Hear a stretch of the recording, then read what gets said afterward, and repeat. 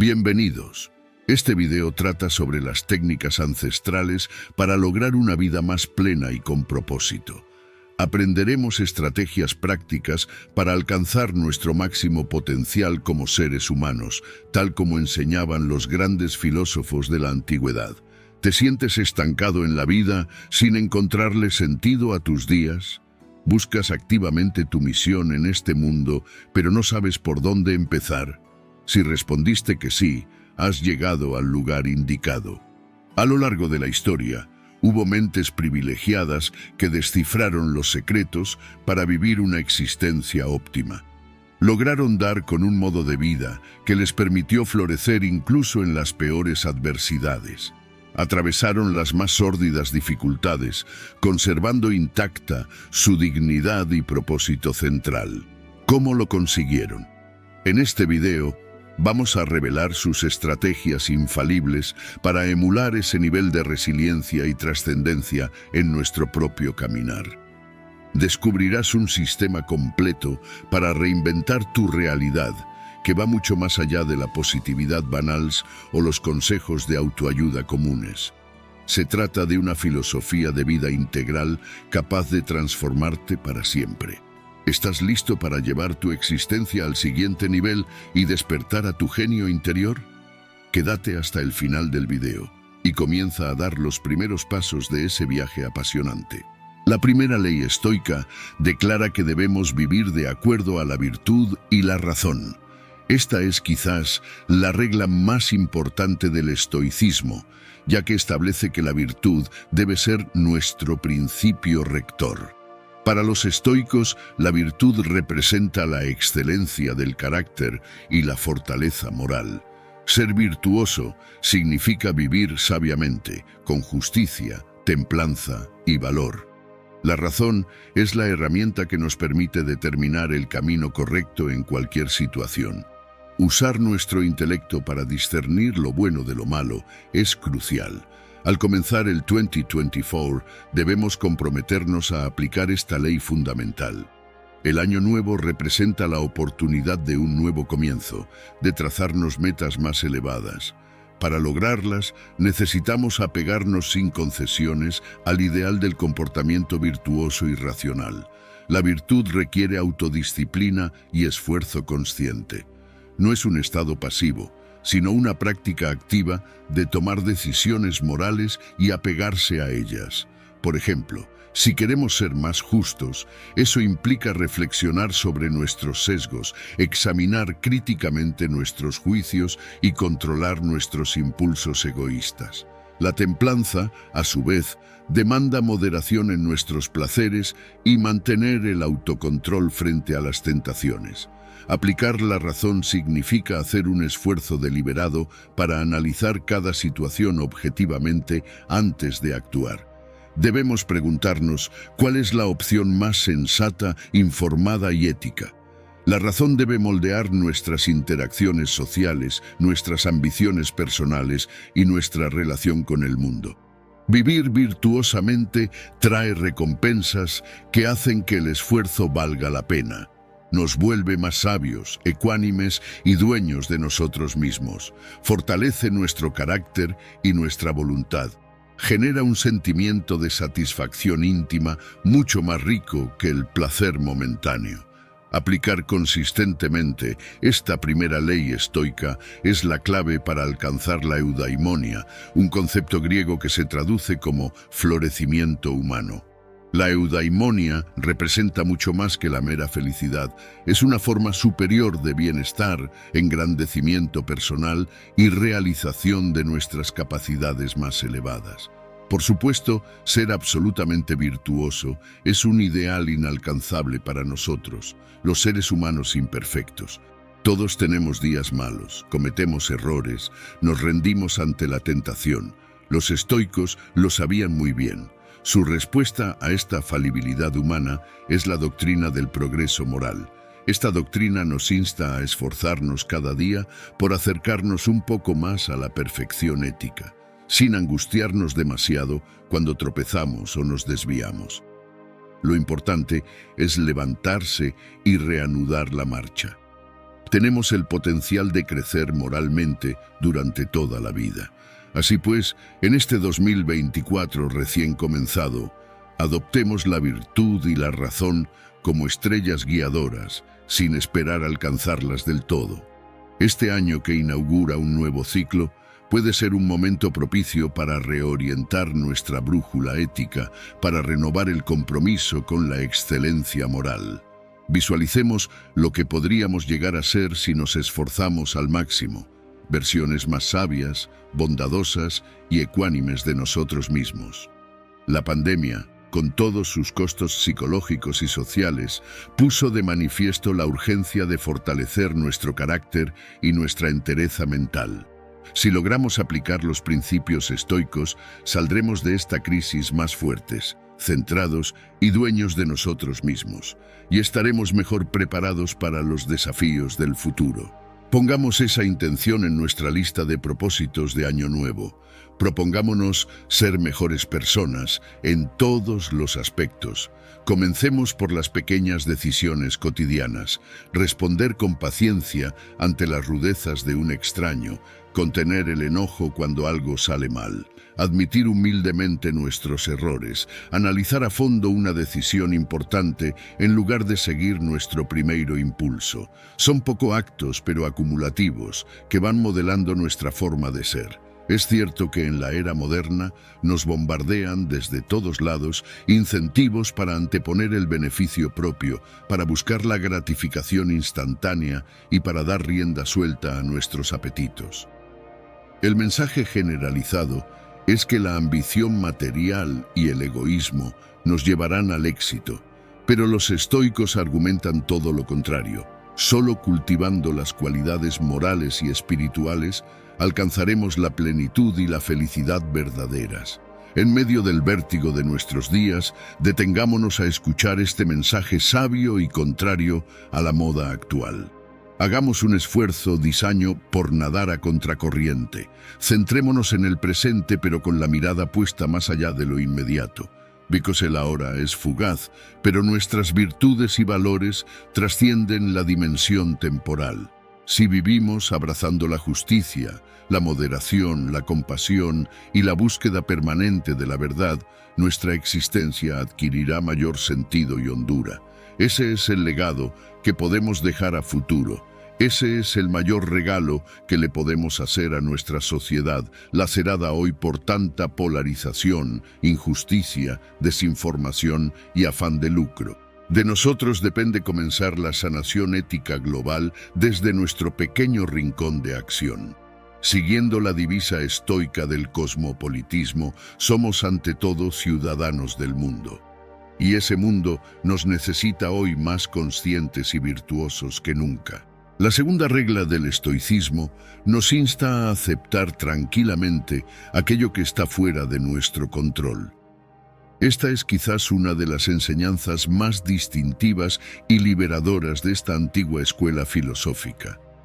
Su premisa central es que gran parte de lo que sucede en nuestras vidas no depende de nosotros, así que angustiarnos o perturbarnos por ello es irracional y solo nos causa más sufrimiento. Esta ley contraintuitiva invita a hacer una pausa, a desidentificarnos de la voz interna que reacciona automáticamente ante cada contratiempo. Nos convoca a distinguir cuidadosamente entre lo que sí podemos cambiar mediante nuestras acciones y lo que es producto de fuerzas externas inmutables. Solo lo primero merece nuestra energía y atención. Lo segundo debemos aceptarlo con ecuanimidad, es decir, con serenidad, paciencia, altura de miras. Para aplicar esta norma, los estoicos desarrollaron varias técnicas psicológicas que siguen siendo útiles en la actualidad. Por ejemplo, nos proponían hacer un pequeño ejercicio mental llamado dicotomía del control. Consiste en clasificar cada situación en una de dos categorías: cosas bajo nuestro control y cosas fuera de nuestro control. Por ejemplo, si perdemos un vuelo, eso queda fuera de nuestra influencia una vez ocurrido el hecho. En cambio, la manera en que reaccionamos ante la pérdida del vuelo, con ira, tristeza, frustración o aceptación, sí está bajo nuestro control. Centrémonos entonces en lo segundo. Otra técnica clave es distinguir claramente entre las cosas y nuestro juicio sobre esas cosas. Nuestra tendencia natural es reaccionar ante un evento externo como si la realidad misma nos estuviera agraviando.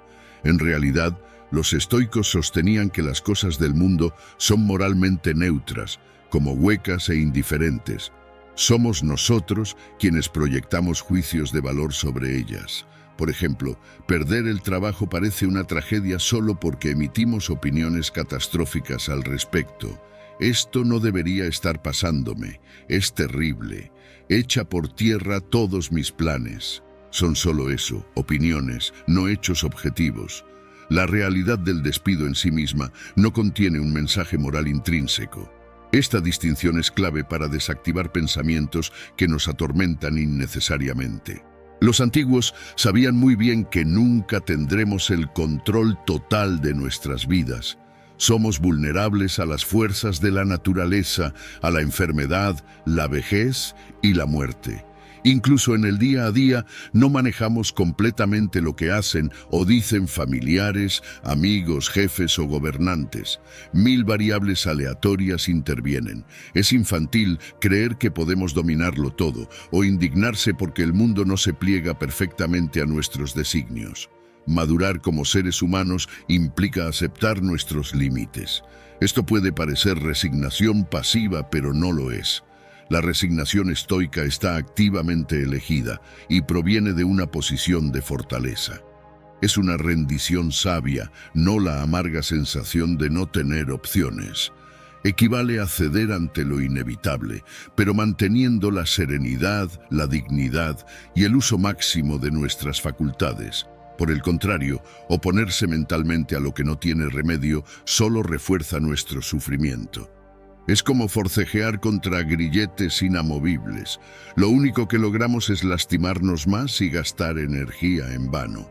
Recordemos que casi siempre tenemos alternativas constructivas ante cada situación.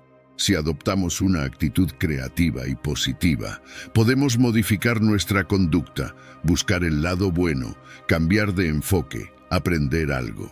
El campo de acción disponible es casi siempre más amplio de lo que nuestra mente perturbada cree en el primer momento. Aceptemos de una vez estas premisas básicas. No tenemos un control omnipotente sobre las situaciones externas, pero tenemos mucho control sobre nuestra actitud frente a ellas. Enfoquémonos en lo segundo, que es la base de nuestra libertad y resiliencia internas. No exijamos puerilmente que las cosas sean diferentes a lo que son. Mantengamos la entereza ante lo que la realidad nos depare, sin dejarnos arrastrar por quejas y lamentos estériles. Confrontemos los hechos, por adversos que sean, con razonabilidad, laboriosidad y buena disposición. Así como no tiene sentido enojarse con una piedra que se nos atraviesa en el camino, tampoco debemos enfadarnos con las dificultades inevitables de la existencia. Las enfermedades, la muerte prematura de un ser querido, los desastres naturales, las malas decisiones políticas, todas esas situaciones quedan fuera del diminuto círculo de nuestra influencia. Si bien pueden impactarnos hondo en lo personal, no tienen sentido existencial para el universo en general. La historia continúa, la vida sigue. El sol sale otra vez. Nuestro fastidio es apenas una minúscula vibración dentro del intenso fragor cósmico. Ante las grandes fuerzas de la realidad, solo queda inclinarse con humilde estoicismo, como el bambú que se doblega flexible ante el vendaval. Eso no significa resignarnos apáticamente. Al contrario, en muchos casos podremos reconducir creativamente esos eventos en una dirección positiva, construyendo sobre las ruinas, o morigerar sus efectos aplicando nuestras virtudes de resiliencia, solidaridad y buen ánimo. Dar una respuesta activa y edificante es mucho más productivo que la inútil rebelión mental. Un aspecto clave de la ecuanimidad estoica es mantener la calma y el sosiego internos frente a lo adverso. No permitamos que las impresiones externas alteren nuestro equilibrio anímico. Los estoicos usaban una metáfora muy ilustrativa. Nuestra mente es como un estanque tranquilo, en cuyas profundidades habita nuestra razón con sus valores éticos. Las impresiones del mundo exterior son como piedras que caen en ese estanque y producen ondas en la superficie. Pero esas ondulaciones son pasajeras. Si mantenemos intacta la serenidad en nuestro fondo, el estanque volverá rápidamente a la calma. De lo contrario, si perdemos los estribos cada vez que algo nos perturba, pasaremos la vida entera agitados. Otra analogía útil para ilustrar esta ley es la del perro atado a un carro en movimiento. El perro puede elegir correr voluntariamente junto al carro sin oponer resistencia, avanzando sin esfuerzo, o puede resistirse y tratar de detener el carro con su cuerpo, siendo arrastrado por la fuerza mientras se hiere las patas contra el piso. El carro representa el flujo de los acontecimientos que no controlamos. Nuestra actitud mental ante ellos determina si los transitamos con soltura o con tormento. La realidad seguirá su curso de cualquier modo. Nos corresponde a nosotros decidir si la acompañamos con gracia o con rebeldía inútil. Aceptar no significa aprobar o resignarse deprimidamente. No implica claudicar nuestra capacidad de acción donde sí tenemos injerencia. Un ejemplo práctico ayuda a entenderlo mejor. Supongamos que nos diagnostican una enfermedad grave e incurable como el Alzheimer. Es devastador, por supuesto, pero luego de procesar el impacto inicial, llega un punto donde seguir lamentándose no revierte el diagnóstico. Ahí corresponde aceptar la realidad tal cual es y enfocarnos en hacer lo posible por mejorar nuestra calidad de vida dentro de las limitaciones. Si bien no elegimos padecer Alzheimer, sí elegimos la actitud con que lo enfrentaremos. Muchas personas extraordinarias han dado testimonio del poder transformador que conlleva aceptar serenamente su cruz. La escritora Josette Louvmour tenía una hija con parálisis cerebral y escribió: «Antes luchaba contra la realidad de mi vida casi a diario y me sentía amargada. Pero un día decidí aceptar la realidad de mi vida tal cual era. Fue solo entonces cuando encontré la paz». Nelson Mandela logró sobreponerse a casi 30 años de prisión injusta gracias a, entre otras cosas, su profunda capacidad de aceptación activa. Incluso Viktor Frankl, psiquiatra sobreviviente de campos de concentración nazis, destacó en sus escritos que no se puede cambiar una situación límite, pero siempre se puede elegir la actitud con que enfrentarla. De más está decir que llevar esto a la práctica no es nada fácil para nosotros los seres humanos. Nuestra tendencia natural es aferrarnos, oponernos frontalmente, dramatizar y proyectar culpas. Tenemos miles de años de evolución tribal que nos condicionan a ver todo en términos de lucha e identificarnos emocionalmente con nuestra situación. Pero como enseñaban los estoicos, podemos entrenar nuestra mente para superar ese hábito inicial de aversión. La práctica constante de racionalizar y objetivar las situaciones permite desactivar gradualmente ese mecanismo ancestral de lucha, huida, paralización cuando nos enfrentan los hechos duros de la vida. Es un entrenamiento de todos los días, un aprendizaje para desarrollar ese músculo de la aceptación. Aceptar no significa aprobar o resignarse deprimidamente. No implica claudicar nuestra capacidad de acción donde sí tenemos injerencia. Un ejemplo práctico ayuda a entenderlo mejor. Supongamos que nos diagnostican una enfermedad grave e incurable como el Alzheimer. Es devastador, por supuesto, pero luego de procesar el impacto inicial, llega un punto donde seguir lamentándose no revierte el diagnóstico. Ahí corresponde aceptar la realidad tal cual es y enfocarnos en hacer lo posible por mejorar nuestra calidad de vida dentro de las limitaciones. Si bien no elegimos padecer Alzheimer, sí elegimos la actitud con que lo enfrentaremos.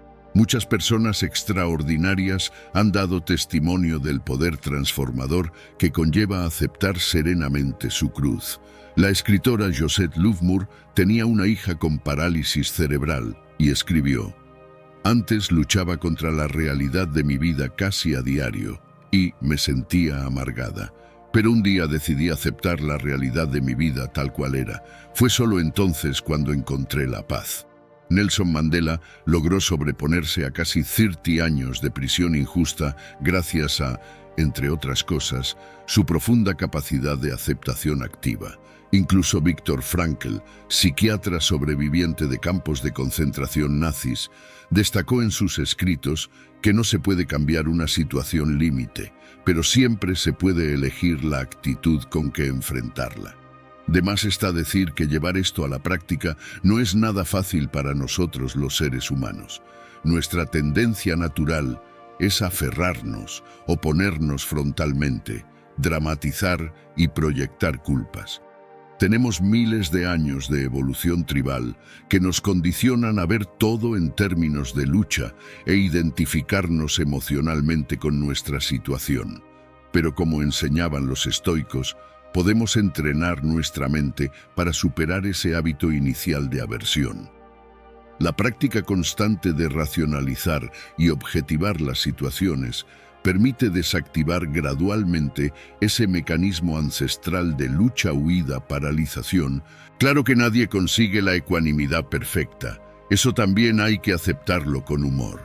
Siempre habrá altibajos, recaídas al desaliento, nuevas sacudidas anímicas. Pero en la medida que incorporemos la dinámica de aceptar, ceder, soltar, serán cada vez menos frecuentes e intensas, y nos repondremos más rápido. Demos tiempo a que esta poderosa herramienta de la mente transforme sutilmente nuestra realidad interna. Poco a poco se instalará en nosotros un nuevo hábito más constructivo ante lo adverso. Al principio requiere aplicar conscientemente este principio una y otra vez, casi como un mantra. Acéptalo, suéltalo, sigue adelante. Luego se volverá espontáneo. Como cuando aprendemos a andar en bicicleta, al inicio nos caemos varias veces intentando mantener el equilibrio, pero luego de mucha práctica, el cuerpo interioriza la habilidad de modo natural. Solo hay que persistir. Aceptar con ecuanimidad significa reconocer los hechos como son, con realismo, asumiendo nuestra parcela de responsabilidad en ellos, pero sin culparnos más de la cuenta. A la vez, implica soltar el anhelo de que las cosas sean diferentes, abrazar la situación en su forma actual y enfocar nuestro poder de decidir en las variables sobre las que sí tenemos gobernabilidad. Es un acto de valentía, madurez y sabiduría reconocer los propios límites ante las infinitas variables de la existencia. Es un acto de sensatez no malgastar nuestras energías en lo que no depende de nosotros. Podremos entonces reinvertirlas en construir activamente dentro del campo de acción disponible, por pequeño que sea. Siempre hay alternativas. Donde ponemos nuestra atención y nuestro esfuerzo, ahí estamos invirtiendo nuestro poder personal, enfocándolo con pragmatismo en lo factible, reservando nuestra fortaleza anímica para lo que sí está bajo nuestro control. Nuestros pensamientos, actitudes, planes, conducta ante la vida. Esa es la fórmula magistral que esta milenaria tradición filosófica nos legó. Transformar nuestro sufrimiento en oportunidad de crecimiento y transmutar los golpes del destino en impulso para extraer lo mejor de nosotros mismos. Cuando dejamos de resistirnos y discutir con la realidad, se libera una gran cantidad de energía creativa. Esta nos permite reconstruir sobre las ruinas y florecer al margen de las circunstancias. Después de todo, fueron los mismísimos esclavos del Imperio Romano quienes crearon el estoicismo para conservar su imperturbabilidad y dignidad frente a amos arbitrarios y crueles. Quienes no tenían control alguno sobre su existencia miserable, encontraron, sin embargo, la llave secreta para preservar su altivez espiritual. Esa llave es la que hoy nos legaron. Sepamos valorarla y usarla bien. Esta regla nos exhorta a dirigir nuestra atención y energía exclusivamente hacia lo que está al alcance de nuestra influencia. Quiere decir que existen ciertos ámbitos de la realidad que sí podemos manejar a voluntad, mientras que todo lo demás queda fuera de nuestras manos. Los estoicos creían que gran parte de nuestros padecimientos vienen de descuidar esta distinción elemental. Su solución era simple pero audaz: reducir al mínimo nuestras expectativas y anhelos respecto a lo que no controlamos, y concentrar todos nuestros esfuerzos en nuestras decisiones y actos propios. Ese es el único espacio donde realmente podemos moldear las cosas a nuestro antojo y cosechar los frutos. Lo que queda por fuera de ese círculo de influencia es azaroso e indiferente a nuestros deseos. Por ejemplo, no elegimos nacer en tal o cual país, época o condición socioeconómica. Tampoco decidimos nuestro coeficiente intelectual, nuestro aspecto físico, ni la mayoría de eventos que nos toca vivir. Prácticamente todo eso viene prefijado. Sin embargo, dentro de esos condicionamientos sí tenemos muchísima libertad para pensar lo que queramos, trazar planes, determinar actitudes. Podemos educarnos, desarrollar habilidades, vincularnos con diferentes personas y sobre todo poseemos amplio albedrío para escoger la perspectiva y el significado que les asignaremos a nuestras experiencias. Este principio fue resumido por Epicteto, uno de los máximos exponentes del estoicismo, en una frase célebre: de las cosas que existen, unas dependen de nosotros y otras no. Ámbitos como el clima, la economía de un país, la longevidad que nos toque, son indudablemente importantes, pero resultan impermeables a nuestros anhelos individuales. Si bien nos afectan, estaríamos equivocados al depositar nuestras expectativas de felicidad en factores sobre los que no tenemos el timón. Estaríamos entonces destinados a la infelicidad, se lamentaba Epicteto. Su consejo era enfocarnos resueltamente en nuestro interior, porque allí reside nuestro verdadero poder. Todo lo externo es secundario. Sus palabras al respecto son elocuentes. La felicidad y la libertad comienzan con la comprensión clara de un principio.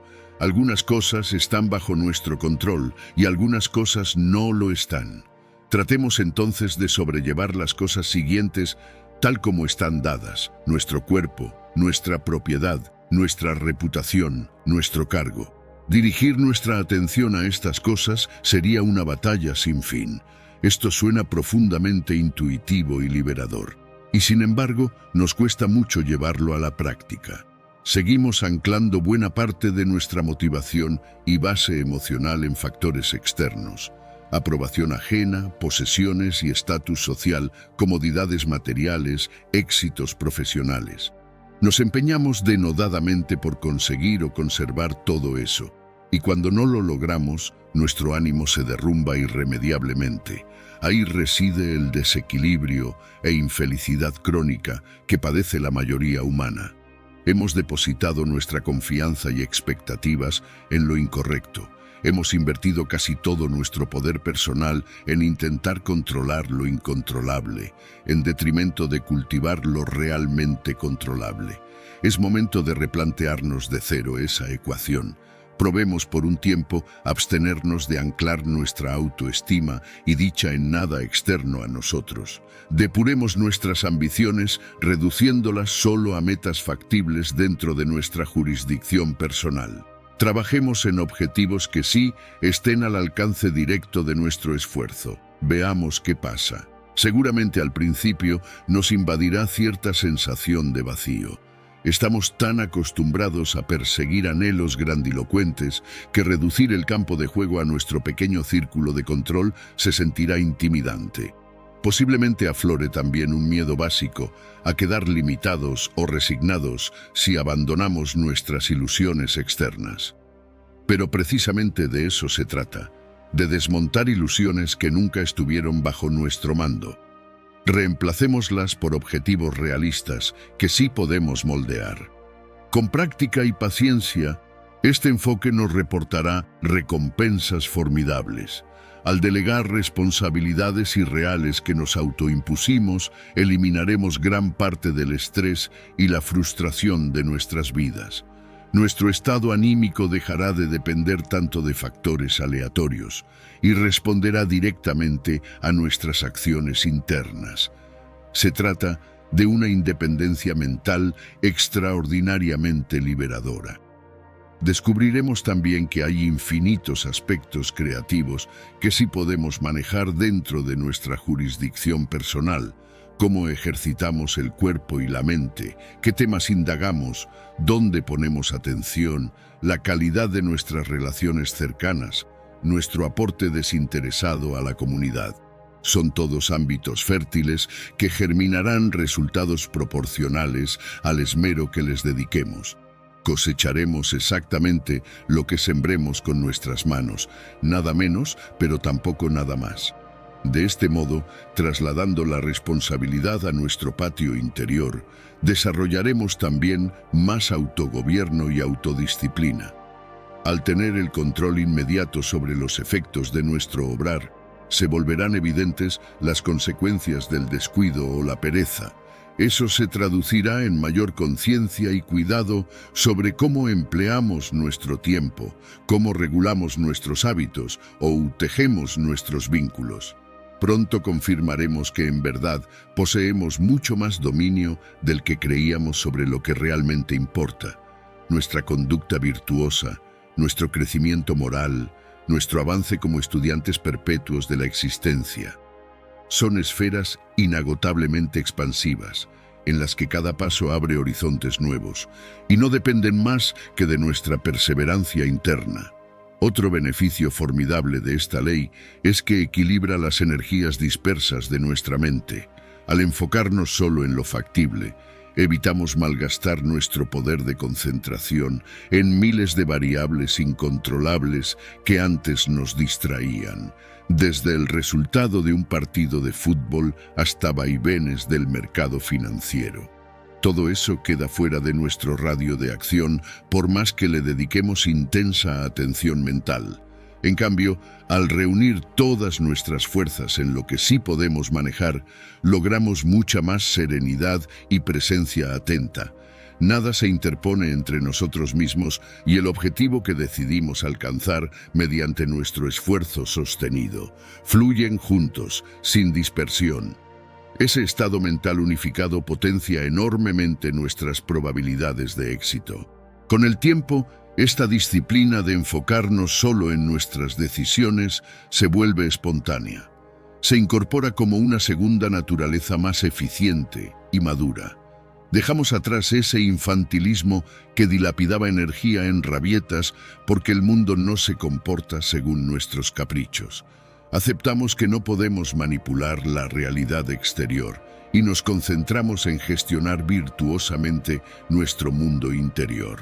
Esta ley tiene también un aspecto social muy relevante. Nos previene de intentar controlar la vida de otras personas, por más cercanas que sean a nosotros. Padres, hijos, parejas, amigos o colegas, todos ellos tienen su jurisdicción personal intocable igual que nosotros. Cobra aquí especial significado la famosa oración de la serenidad que reza: Dios, concédeme serenidad para aceptar las cosas que no puedo cambiar, valor para cambiar las que puedo y sabiduría para reconocer la diferencia.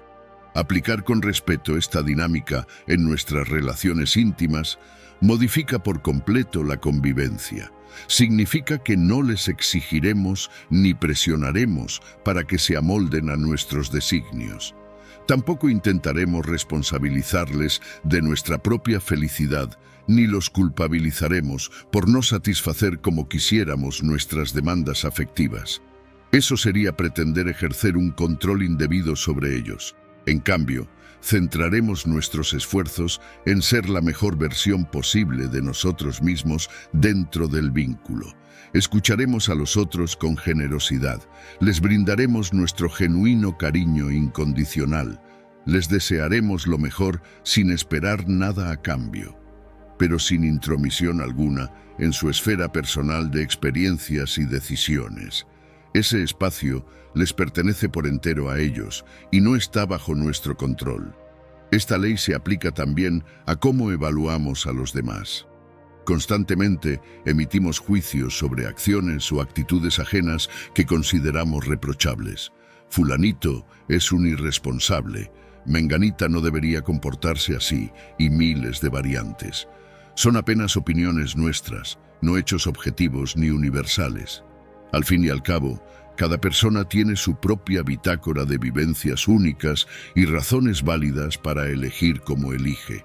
Quizás no lo hacemos de ese modo, pero no estamos en sus zapatos. Centrémonos mejor en nuestro pequeño dominio, donde sí tenemos margen para mejorar las cosas. Dedicarse a fiscalizar y criticar lo que hacen o dejan de hacer los otros es contraproducente, frustrante y tóxico. Como ironizaba Marco Aurelio, ¿acaso los otros no tienen que soportar lo mismo, que se rasquen, que cada uno asuma la responsabilidad sobre sus actos sin pretender controlar los ajenos?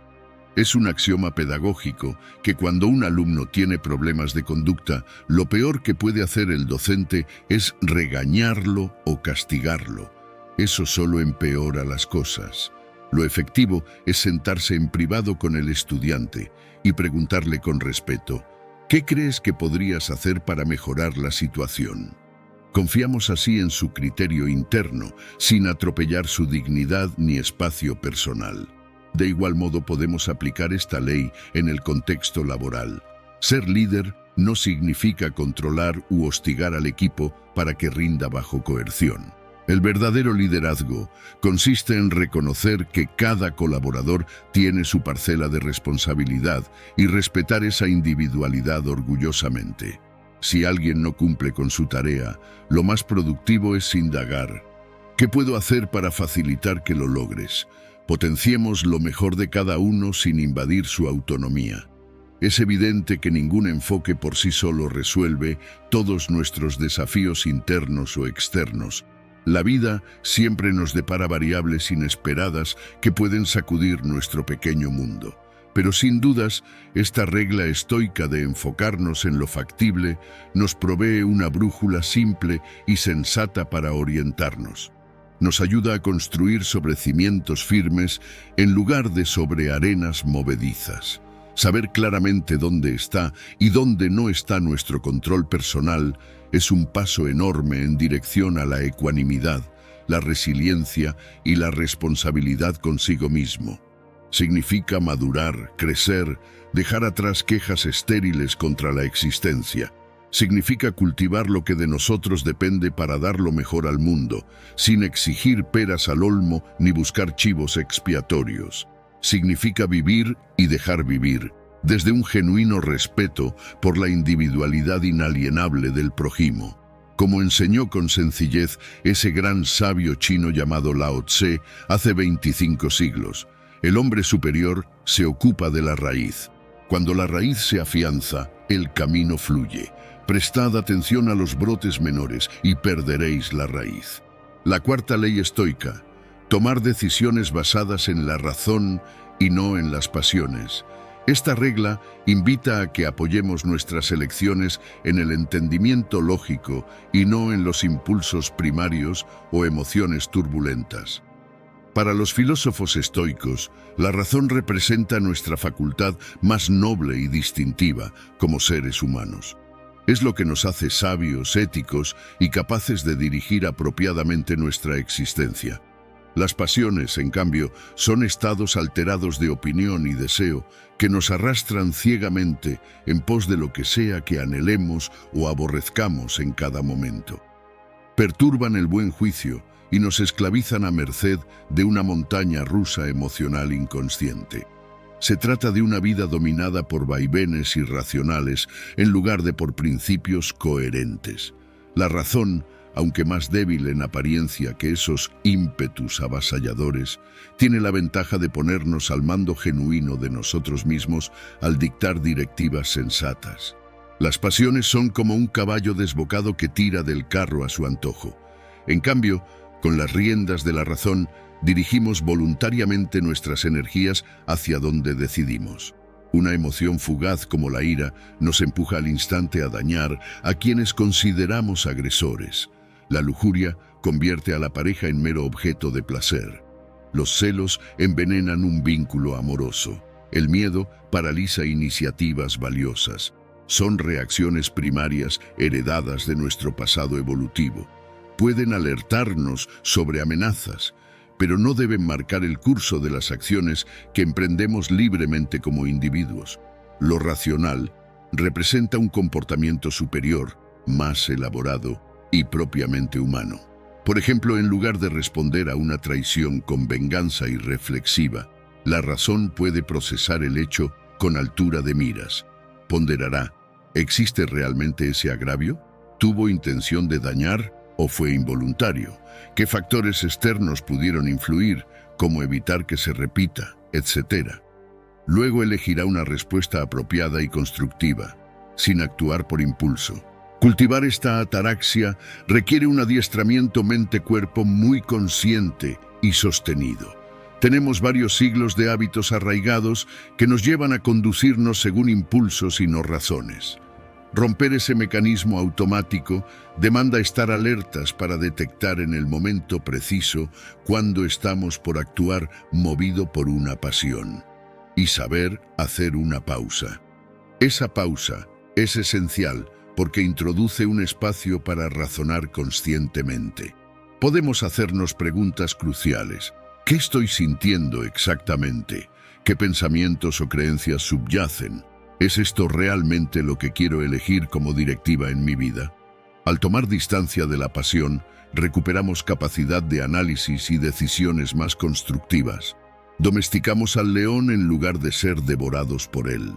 Otra técnica útil es dialogar con otros de confianza cuando estemos alterados. Solicitar opiniones diversas ayuda a equilibrar nuestra perspectiva sesgada por la emoción del momento. También podemos interrogar cómo enfocarían la situación personas admirables que tomamos como modelos éticos, o proyectarnos al futuro. ¿Cómo evaluaremos esto mismo dentro de un año, cuando los sentimientos actuales se hayan enfriado?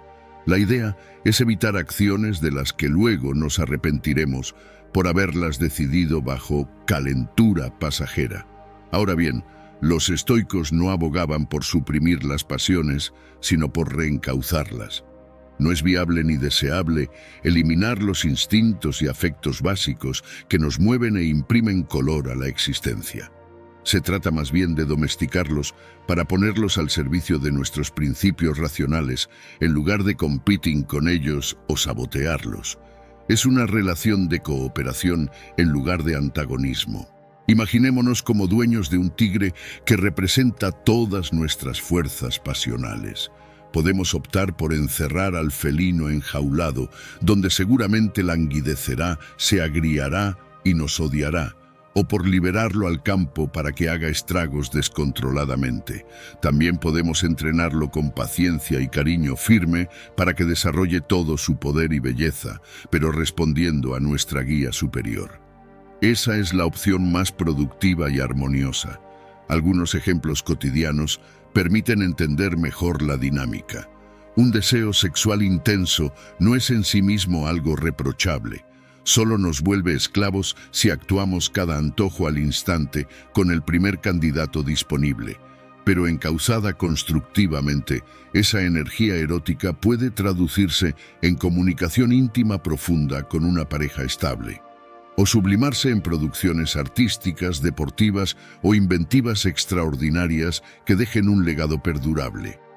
El enojo tampoco es negativo cuando nos alerta ante injusticias que luego podemos encarar de un modo reflexivo.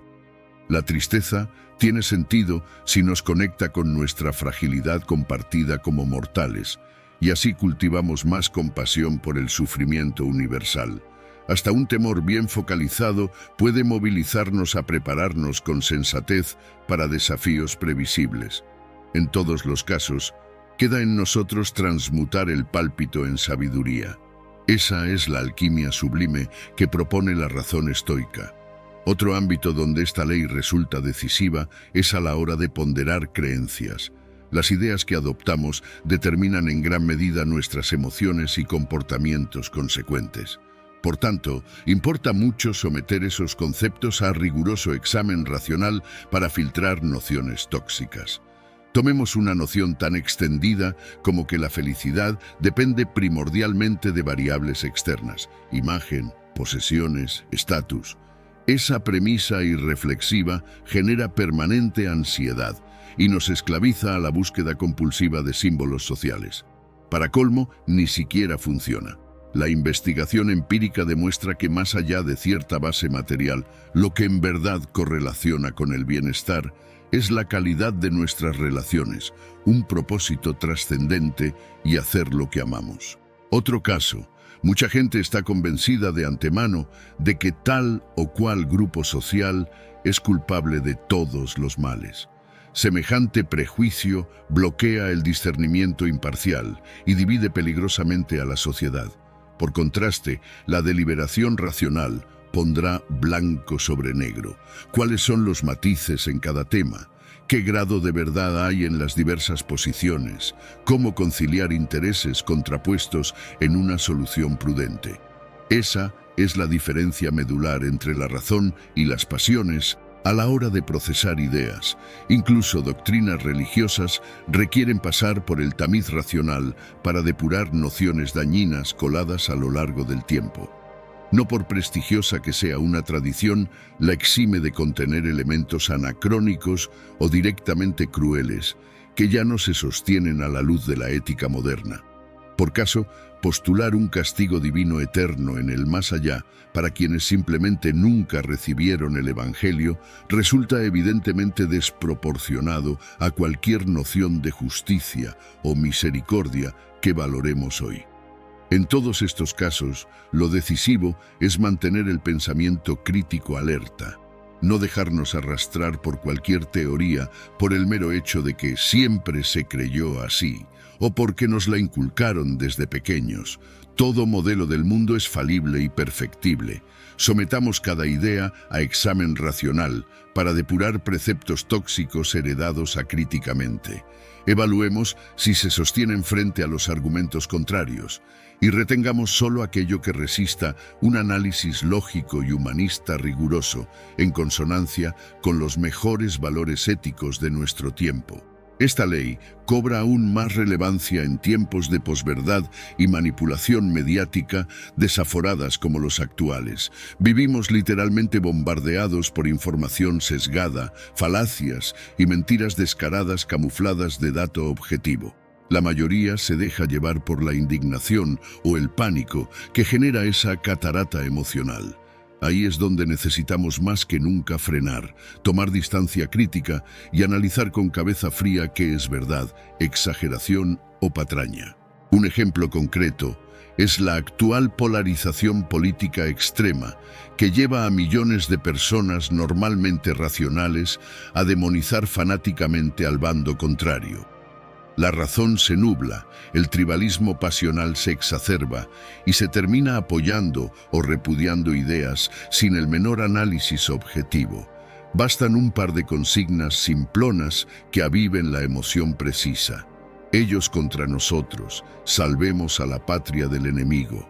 Para colmo, los activistas y los medios alimentan adrede esa dinámica friendo enemigo porque saben que es lo que mejor engancha y viraliza. Ante semejante panorama, quienes conserven la templanza para tomar distancia de la refriega, evaluar serenamente los matices de cada posición e intentar comprender qué hay de válido del otro lado, aunque no se esté de acuerdo, hacen un servicio invaluable a la convivencia democrática. Encarnan eso que Unamuno llamaba la razón ardiendo en llamas de pasión.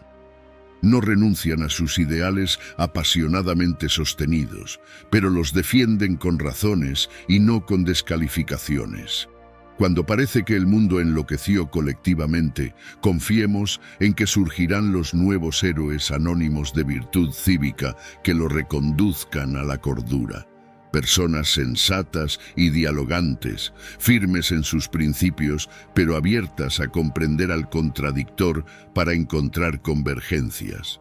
El futuro estará en manos de aquellos que en medio de la crispación generalizada conserven fresca la capacidad de razonar, disentir sin agravios y tender puentes. Si logramos ser esos líderes conciliadores en nuestro propio ámbito de influencia, ya estaremos contribuyendo a sanar esta sociedad febril.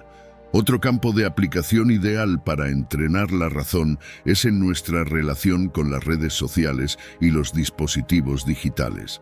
desarrollan ingeniosos métodos para engancharnos emocionalmente y así captar nuestra atención desmedida. Para resistir esos embates, cultivemos momentos regulares offline para razonar con calma. ¿Cuál es mi uso consciente de estas herramientas y cuál es el uso compulsivo inconsciente? ¿En qué medida estoy cediendo mi voluntad a que algoritmos ajenos dirijan mi estado de ánimo? Si detectamos adicción, impongámonos, con ayuda de aplicaciones especiales, dietas digitales para recuperar autonomía. En el fondo, todo este entrenamiento de la razón apunta a un mismo propósito: fortalecer nuestro carácter para que los principios éticos arraiguen tan sólidamente en nosotros que ya no puedan ser arrasados por ninguna tempestad emotiva pasajera. Ese es el núcleo inquebrantable de nuestra identidad, la médula resiliente que ninguna circunstancia podrá quebrar. Si atendemos bien ese músculo moral interno, crecemos simultáneamente en autonomía y responsabilidad genuinas.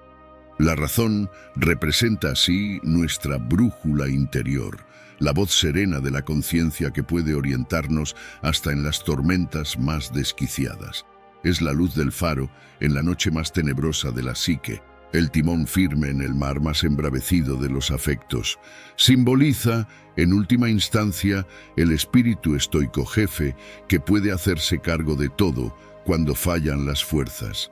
Confiando en esta autoridad suprema interior, ya no quedamos a merced de vaivenes externos ni pasiones internas. De este modo, al elegir siempre en base a razones y no reacciones primarias, vamos recuperando el dominio de nuestra existencia para alinearla con los valores en los que genuinamente creemos. Esa coherencia entre convicciones y actos es fuente de enorme fortaleza y dignidad. Equivale a dar sobre nosotros mismos al servicio de ideales superiores. Es la matriz que permite forjar un carácter íntegro y un legado perdurable. La quinta ley estoica es sobre tratar a los demás con justicia, benevolencia y compasión. Esta regla convoca a cultivar vínculos armoniosos y constructivos con nuestros semejantes. Resalta que la existencia humana es eminentemente social, por lo que una vida plena y significativa solo es posible en el marco de relaciones integradoras que potencien lo mejor de todos. Para lograr esa convivencia enriquecedora, los estoicos enfatizaban tres actitudes básicas: la justicia, entendida como dar a cada uno lo que le corresponde según mérito propio; la benevolencia, es decir, la activa promoción del bien ajeno; y la compasión ante cualquier ser que sufra. Quien integre orgánicamente estos tres componentes logrará tejer vínculos genuinos, equilibrados y duraderos en cualquier ámbito, ya sea en el círculo íntimo familiar, en una organización laboral o en la sociedad toda.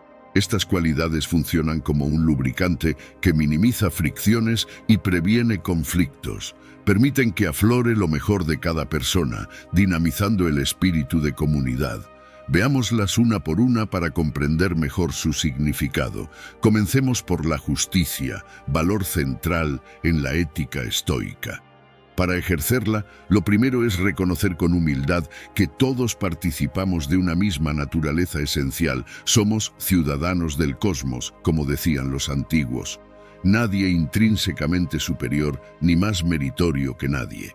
Desde esa base de igualdad radical, ser justos implica conferir a cada individuo lo que se gane por derecho propio gracias a sus actos, virtudes o talentos especiales puestos al servicio de los demás. No como un favor excepcional, sino honrándolo cabalmente por sus contribuciones legítimas.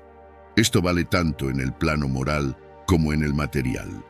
A nivel ético, la justicia exige atribuir el mérito correspondiente a quienes efectivamente demuestren valores destacables, sin menospreciarlos por factores irrelevantes como su origen, apariencia o cualquier tipo de prejuicio ajeno a sus logros reales. Martin Luther King describía esto elocuentemente. Lo importante no es el color de la piel, sino la índole del carácter. En la práctica, ser justos representa, por caso, defender vehementemente los derechos de cualquier colectivo vulnerado, así nos resulte personalmente ajeno o incómodo. O confiar cargos de responsabilidad a quien exhiba capacidad comprobada para desempeñarlos con altura moral, sin dejarnos sesgar por simpatías o animosidades previas. A nivel material, ejercer la justicia implica distribuir recursos, espacios y otras oportunidades de modo proporcional al esfuerzo realizado, siempre dentro del amplio margen que permitan las legítimas diferencias de talento innato, creatividad y ambición personal.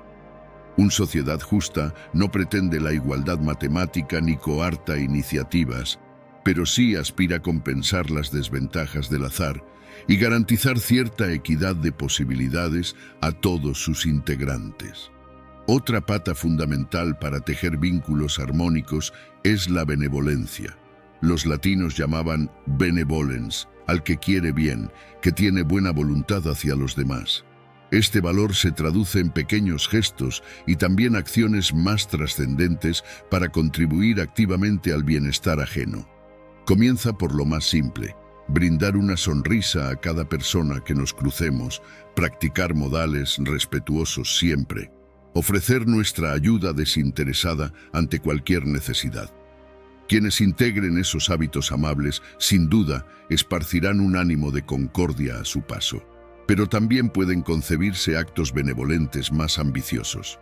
La historia reconoce como grandes almas benevolentes a quienes dedicaron sus vidas a crear instituciones, movimientos o políticas públicas para proteger a los desamparados. Gandhi, Luther King, Teresa de Calcuta, Mandela y tantos otros líderes inclaudicables entendieron que la benevolencia no es mera filantropía opcional, sino un deber moral para con cualquier semejante vulnerado en su dignidad. Sus causas intachables deberían inspirar la misma vocación de servicio en cada uno de nosotros, a la escala que nos corresponda. Si un régimen dictatorial persigue disidentes en algún país ignoto, no miremos para otro lado. Informemos, concienticemos a nuestros círculos, exijamos acción de las autoridades. Si grupos enteros carecen de derechos elementales en nuestra misma ciudad, salgamos a defenderlos como si se tratara de nuestra propia familia. La benevolencia verdadera no conoce límites ni fronteras cuando se trata de inocentes amenazados. Finalmente, la compasión es quizás la capacidad más noble que podemos desarrollar en nuestras relaciones interpersonales. Deriva de experimentar profunda empatía ante cualquier ser que sufra, para luego sentir el imperativo de aliviar ese padecimiento. Implica conectar en lo hondo con otra persona, trascendiendo diferencias superficiales que antes podían distanciarnos.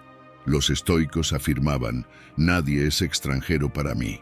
En ese espíritu, la compasión bien entendida nos mueve a socorrer con idéntica urgencia al pariente como al desconocido.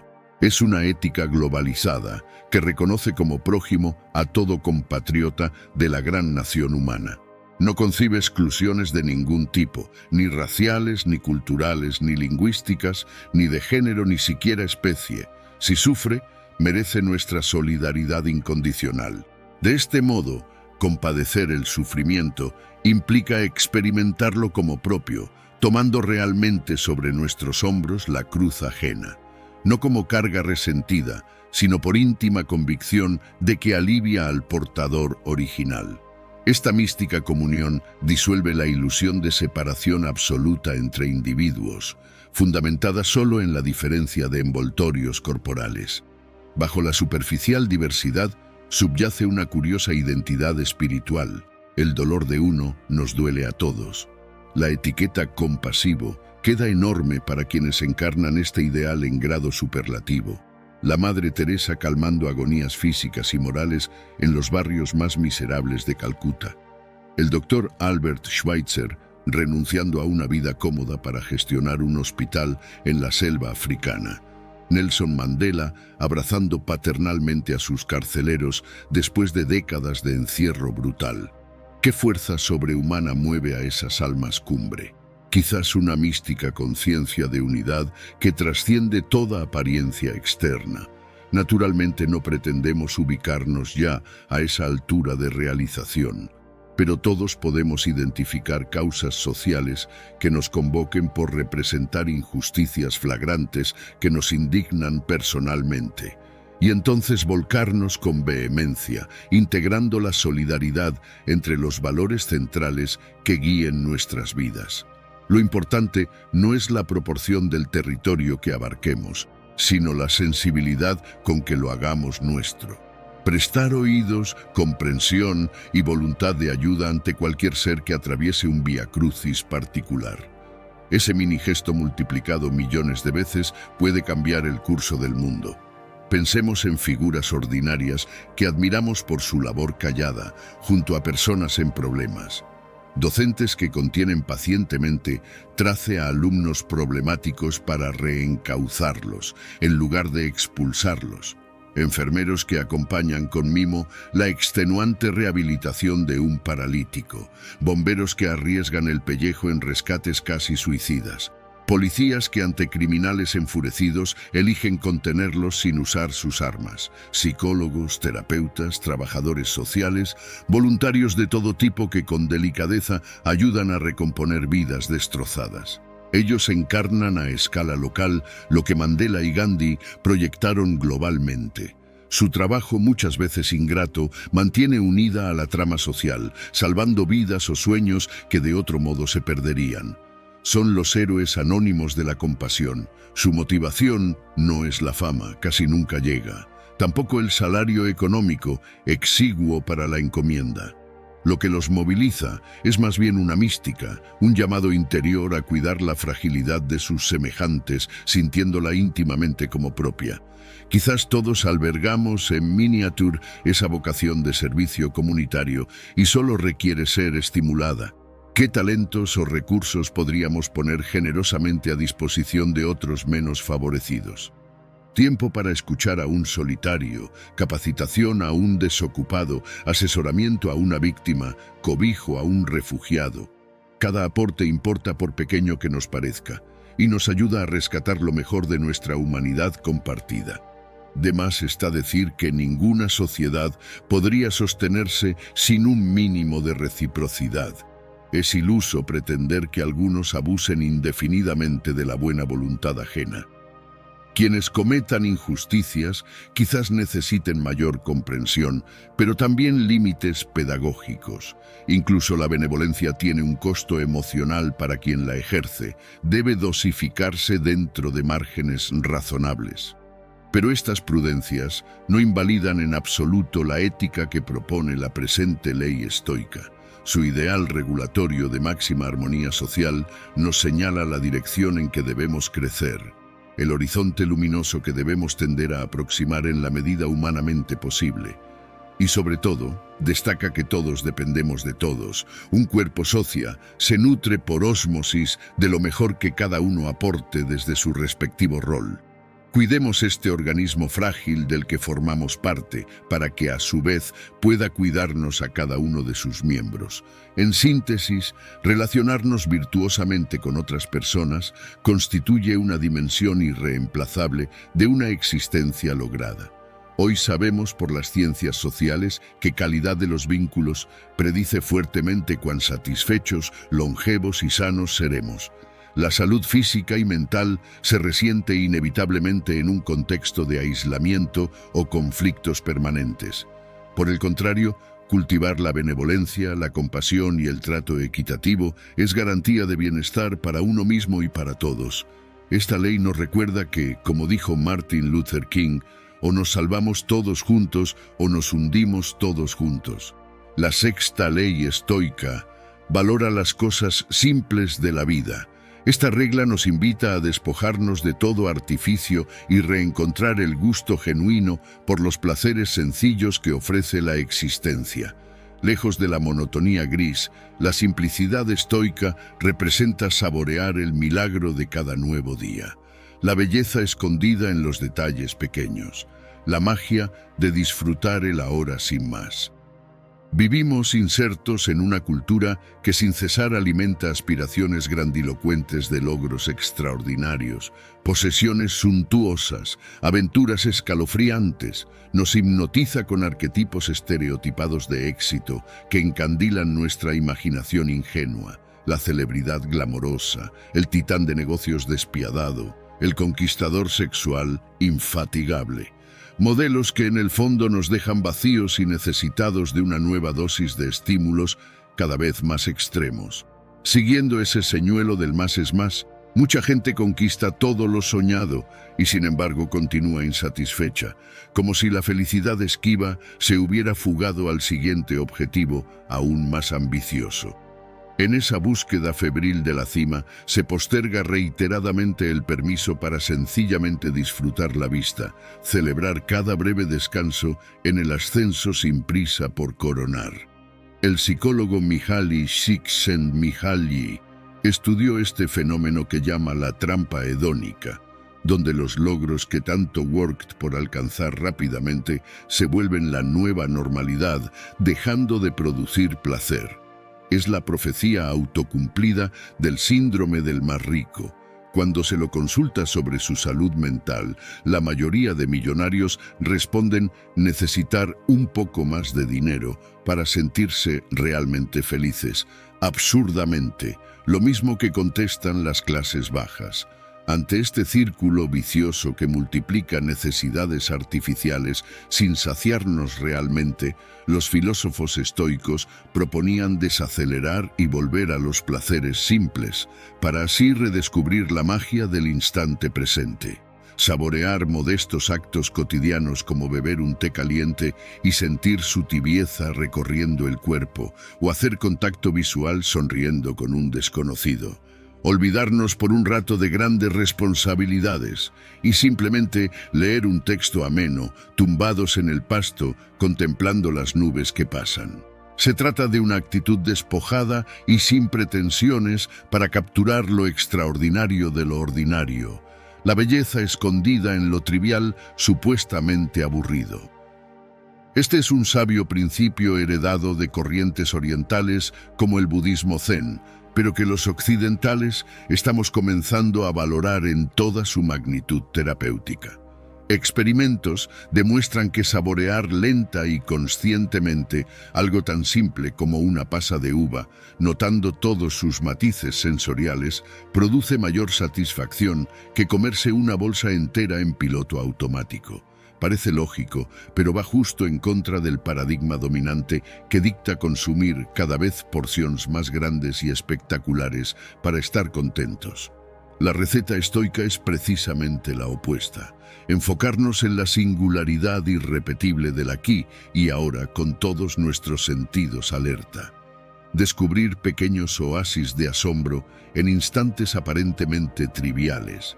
Una flor silvestre abriéndose tímidamente entre las grietas de un muro decadente, para recordarnos la irresistible pulsión creadora que mueve secretamente al mundo. Esas pequeñas epifanías pasan desapercibidas para el transeúnte apurado, pero contienen la semilla de una conciencia expandida capaz de reinventar cualquier realidad. Escuchar de verdad el trino puro de un ave posándose a nuestro lado, sin juzgarlo ni pretender atraparlo. Un bebé riendo contagiosamente a carcajadas con un muñeco de trapo. La risa cristalina de un grupo de ancianos recordando travesuras de su juventud, ajenos al peso de los años. Un perro abandonado que nos mira confidenciales, simplemente pidiendo ser acariciado un instante. Todos estos breves momentos se regalan a cada paso para quien tenga corazón y curiosidad de estrenarse ante lo cotidiano. Nos brindan vislumbres de un orden más sutil e interconectado que late bajo la superficie caótica de la realidad ordinaria. Atisbos fugaces de la magia que yace dormida en lo estático, esperando nuestra atención para cobrar vida propia. Cultivar este estado contemplativo no requiere encerrarse en un monasterio ni renunciar al dinamismo citadino. Se trata simplemente de tomar conciencia plena al comer, caminar o conversar, en lugar de hacerlo por inercia con la mente puesta en el futuro. Detenernos a notar texturas, olores y sonidos en nuestro entorno habitual, en vez de dar todo por sentado. Alternar momentos de quietud recreativa sin ninguna meta urgente que cumplir. Es una actitud para ejercitar aquí y ahora mismo, mientras leemos estas palabras. ¿Cuándo fue la última vez que prestamos atención real a las formas de las letras, la textura delicada de las hojas de papel o las ideas que hilvanan frases cargadas de sentidos? Un simple texto contiene capas infinitas de complejidad fascinante que pasamos por alto ávidos por llegar rápido a alguna gran revelación espectacular. Es admirable esa sed insaciable de conocimiento, pero no vale postergar el asombro ante lo que ya nos rodea, esperando encontrarlo en horizontes lejanos. Como alguien dijo, trasciende antes lo ordinario y lo extraordinario llegará por añadidura. Porque mientras buscamos ansiosos la grandeza en lo novedoso, la vida nos susurra sus mayores secretos en lo familiar que olvidamos agradecer. ¿Y si las respuestas definitivas estuvieron siempre al alcance de nuestra mano? Quizás en esa sensación hogareña que produce tomar un viejo libro del estante, oler su perfume a nostalgia y sentir que un amigo nos abraza. En esa gratitud tan honda al probar una comida con hambre que por un instante nos hace olvidar todo lo demás. En ese rayo de sol que se cuela travieso y eriza nuestra piel mientras hacemos el amor un domingo a la tarde. Séptima ley estoica: vivir de acuerdo a la naturaleza. Esta máxima nos insta a descubrir el orden inherente que gobierna tanto el universo exterior como nuestro mundo interno. Los antiguos entendían la naturaleza con mayúsculas, como el principio creador que estructura la totalidad de lo existente en una armonía matemática perfecta. Desde las órbitas celestiales, trazando arabescos hasta la delicada simetría de una flor, todo responde a esquemas geométricos que interactúan precisos como un reloj suizo. Y lo mismo ocurre con las esferas invisibles de la psique, el intelecto y la conducta humanas, que también están llamadas a encarnar ese orden superior. Vivir naturalmente significa entonces indagar las leyes íncitas en cada ámbito de la realidad, para luego ajustar voluntariamente nuestra actitud a esas directrices sabias. No por resignada sumisión ante lo que no podemos cambiar, sino por profunda convicción de que el cosmos es radicalmente confiable y nuestra razón puede percibir ese sentido para fluir en armonía. Como enseñaba Marco Aurelio, todas las cosas están concatenadas entre sí. Sagrada es la trabazón del mundo, apenas una cosa depende del conjunto. Nada sucede por azar dentro de la naturaleza. Existe una causalidad implacable que vincula a cada ser como parte interdependiente de la trama cósmica. Desde esta perspectiva, la misión humana era descifrar esa legalidad superior, vigilando atentos los designios del Logos divino, para luego incorporarlos éticamente a nuestras vidas. No por temor reverencial a algún dios antropomórfico que premia o castiga, sino por admiración ante la intrincada perfección que nos sostiene, de la cual formamos parte inseparable. Observar cómo operan los ciclos de la materia, las criaturas sencillas, las fuerzas elementales, y luego esforzarnos por imitar ese funcionamiento espontáneo, fluido, económico, orientando igualmente nuestras facultades mentales y espirituales, el sector más sutil de la naturaleza, para generar armonía en vez de caos. Esta idea puede sonar demasiado abstracta o metafísica a nuestros oídos modernos, pero tiene derivaciones éticas y psicológicas bien concretas que conservan vigencia irreductible. Veamos algunos ejemplos prácticos para entender mejor sus implicancias en esta época. Un aspecto básico es sincronizar nuestras necesidades biológicas con los tiempos naturales. Esto parece obvio, pero la mayoría vivimos permanentemente desfasados de esos ritmos. Trasnochamos estimulados artificialmente frente a pantallas, para luego pretender dormir de día. Ingerimos compulsivamente alimentos hiperprocesados sin fibra ni nutrientes reales, que el cuerpo no reconoce, Nos movemos poco y mal contra la innata vocación de nuestros músculos para fluir libres y flexibles. Como resultado de tanta interferencia antinatural, el organismo se desregula, engorda y enferma. Aparecen fatiga crónica, trastornos digestivos, diabetes, problemas cardiovasculares. Nos medicamos sintomáticamente sin atender la causa. Un estilo de vida denso y acelerado que nos descentra de nuestro hábitat natural. Terminamos creyendo que es normal vivir agotados, insomnes, ansiosos e indigestos. El camino de regreso comienza por volver a conectar con los elementales ciclos orgánicos, dormir profundamente de noche, comer fresco y local de día, mover el cuerpo a ras del suelo para recargar energía telúrica, respirar hondo y oxigenarse, beber agua limpia como los glaciares, tomar baños de bosque y sol mañanero, dejar que la piel sienta el aire, la tierra, el fuego del mediodía. Simples placeres sensoriales que nos recuerdan nuestra animalidad terrenal, demasiado enterrada bajo el concreto. Otra forma de aplicar esta ley es observar la espontánea resiliencia de la naturaleza ante las crisis. Cuán rápidamente se regenera frente a incendios, inundaciones, terremotos. No se aferra al pasado ni se desespera. Simplemente se reinventa sobre las cenizas con una creatividad imparable.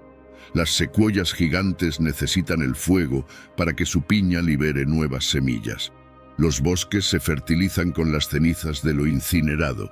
Así también podemos mirar con ojos nuevos nuestros propios traumas y pérdidas, sin negar el dolor, pero confiando en que de allí germinará una fortaleza y sensibilidad mayor, como el ave fénix renaciendo de sus hogueras regenerativas.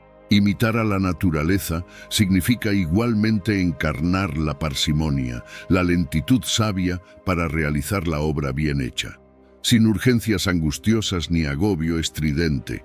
¿Acaso una montaña se inquieta por culminar su crecimiento o un árbol frutal se apresura por dar sus cosechas antes de tiempo? Cumplirán su ciclo vital sin pausa, pero sin prisa, concentrados en el proceso que es su propia recompensa. Tomemos esta actitud zen de absoluta confianza ante el devenir superior que nos envuelve y del cual formamos parte indisoluble. Si hacemos lo correcto en cada instante, los frutos vendrán en su momento apropiado sin forzarlos. Como enseñaba el Bhagavad Gita, lo decisivo es hacer nuestra parte, desapegados del resultado. El presente bien vivido ya contiene su propia plenitud. Vivir naturalmente significa también aceptar la impermanencia de las cosas, sin aferrarnos. Nacer y morir forman un ciclo indisociable. Las estaciones se suceden inexorables como nuestros roles etarios. Quien entiende profundamente esto, no se encandila en la cúspide fugaz ni se hunde en la decadencia. Sencillamente, adapta su paso acompasado al pulso cósmico, cabalgando con soltura sus olas perpetuas de formación, destrucción.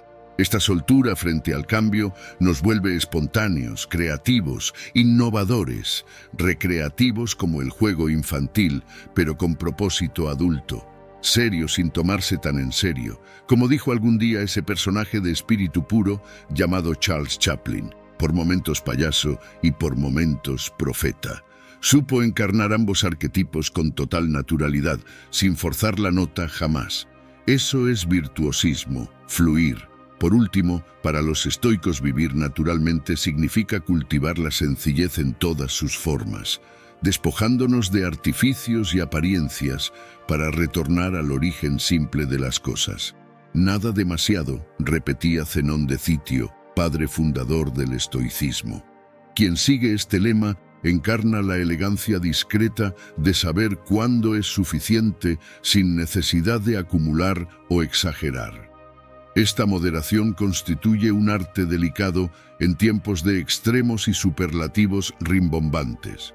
Cuando lo minimalista se pone de moda, encontrar el justo medio requiere extrema sutileza.